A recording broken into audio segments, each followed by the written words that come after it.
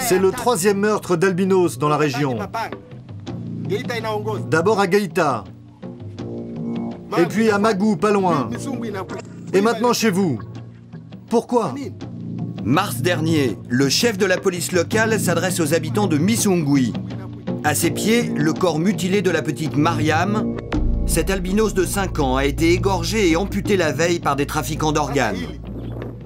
Maintenant, on doit tous réagir. On doit lutter pour que ça ne se reproduise plus. Mais les meurtres n'ont pas cessé après ce drame, bien au contraire.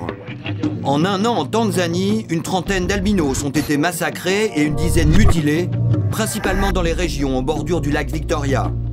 Et ces meurtres ont fait tache d'huile. Aujourd'hui, les pays voisins de la Tanzanie sont eux aussi touchés. À l'origine de ces meurtres rituels, les supposés pouvoirs magiques que certains sorciers attribuent aux organes d'albinos. Lac Victoria, district de Mwanza.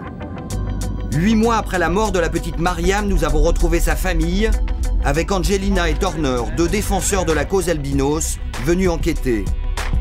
Au bout de cette piste, un hameau perdu. C'est dans ce type de campagne reculée qu'ont lieu la plupart des massacres d'albinos. Sur place, la mère de l'enfant, traumatisée, se mure dans son silence. C'est le grand-père qui raconte la nuit du drame. Un homme est venu le jour du meurtre. Il a demandé à la petite où Mariam dormait. Sa sœur lui a indiqué. Et à moi, il m'a donné du tabac. C'est peut-être ça qui m'a drogué, enfin je ne sais pas. Les tueurs sont revenus vers minuit, quand tout le monde dormait. Ils ont cassé la porte, sont entrés. Il y avait 3 enfants, dont Mariam. Ils ont menacé de tuer ses frères et sœurs s'ils criaient. Ils ont d'abord décapité la petite, lui ont coupé la langue, puis lui ont tranché les jambes, ont recueilli son sang dans une coupe, l'ont bu, et sont repartis avec les jambes et la langue. Un récit insupportable pour nos 2 guides. Le grand-père tient ensuite à montrer la dépouille de Mariam qui repose dans la maison. Là, vous voyez, sous mon lit, c'est la tombe. Je l'ai enterrée ici. Et pourquoi sous votre lit? Pour la protéger. Je dois la protéger car c'est ma petite fille. Et si les tueurs reviennent, ils devront me tuer d'abord. Une machette au pied du lit pour défendre le corps mutilé de Mariam. Car comble de l'horreur, les trafiquants n'hésitent pas à profaner les tombes et à exhumer les cadavres d'albinos. Traqués comme des bêtes, les albinos ont manifesté pour réclamer la protection de l'État. Le président tanzanien en personne est venu à la tribune décréter la mobilisation générale. Il a changé la constitution.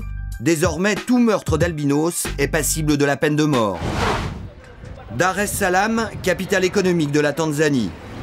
Rendez-vous dans un grand hôtel avec une députée du Parlement spécialement nommée par le président après les premiers meurtres. Cette femme de 53 ans représente les 200 000 albinos du pays. C'est dans cette partie de l'Afrique que cette communauté est la plus importante. Avant, les albinos étaient tués instantanément à la naissance par leurs parents. Mais maintenant, nos organes font l'objet d'un trafic très juteux. Certains, surtout les mineurs et les pêcheurs, nous font tuer pour nos mains, nos cheveux, nos jambes, censés leur apporter la richesse.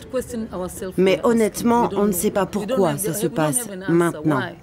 Et personnellement, vous vous sentez en sécurité? Peut-être quelqu'un est-il en train de me suivre. Peut-être un jour, ils m'attraperont et me tueront. C'est ce que nous, albinos, pensons en permanence. Et c'est pourquoi nous vivons dans le stress. Certains n'osent même plus sortir de chez eux. Retour à Mwanza, l'une des principales régions où se déroulent ces crimes. La députée se rend dans une école où elle va adopter 2 orphelines albinos.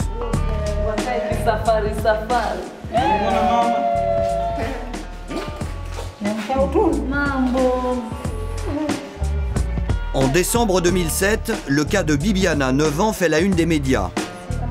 La petite fille, trahie par son oncle avec lequel elle vit, est livrée à des trafiquants d'organes.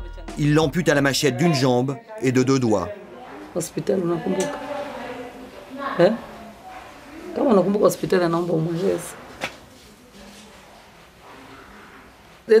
La peur qu'elle a eue le jour où ils lui ont coupé la jambe, elle l'a toujours en tête. Elle est traumatisée. Bibiana et Tindi, sa sœur, sont maintenant en sécurité à Dar es Salaam, loin des trafiquants et de leurs commanditaires sorciers. Dans ce document, tourné en juillet, la BBC piégeait l'un d'entre eux. L'homme reconnaissait fabriquer des potions à base d'organes d'albinos pour ses clients pêcheurs et mineurs.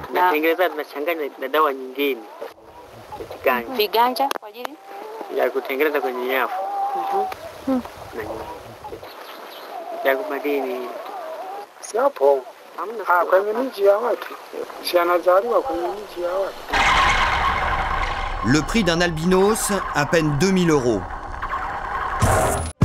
Igombwe, au sud du lac Victoria. C'est ici que des pêcheurs sont suspectés d'utiliser les cheveux et la peau d'albinos dans leurs filets pour attirer plus de poissons. Une pratique taboue, reconnue par les intéressés du bout des lèvres. C'est une mauvaise superstition. Et même moi, si je n'y crois pas, je reconnais que d'autres y croient. Mais je ne peux dénoncer personne. Mais certains y croient bien ici. Oui, bien sûr. Il y a 15 jours, les autorités ont arrêté une centaine de personnes. Parmi eux, des pêcheurs, des trafiquants, des sorciers, mais aussi demi-surprise, des policiers corrompus.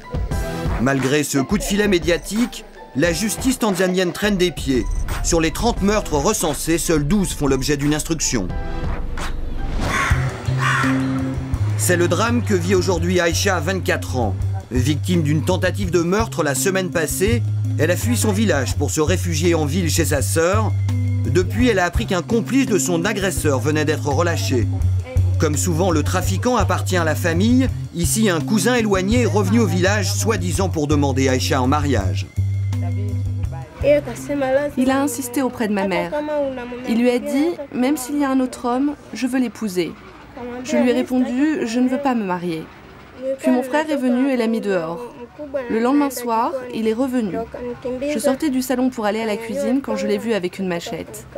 Il m'a couru après, j'ai commencé à crier, mon frère est arrivé et a réussi à le maîtriser. Puis tout le village l'a lapidé. Terrorisée depuis l'agression, Aïcha refuse de sortir, même accompagnée. Quel avenir pour les albinos de Tanzanie et comment enrayer ces violences en série dans les zones les plus reculées? Dans la région de Mwanza, le gouvernement a décidé de regrouper les enfants albinos menacés dans cet internat. Dans les dortoirs, quadruple verrou sur les portes et fenêtres grillagées. À l'extérieur, clôture de barbelés et entrée surveillée. La sécurité a été renforcée, mais avec les moyens du bord. Le vigile n'a qu'un sifflet et un bâton. Certains enfants, comme Maniassi, 7 ans, tremblent à l'idée de rentrer au village. Lui est le frère de la petite Mariam, assassinée en mars dernier.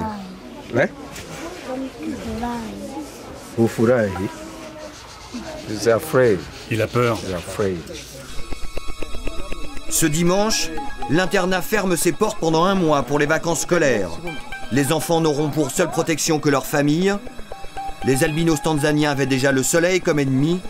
Désormais pour eux, l'enfer c'est les autres.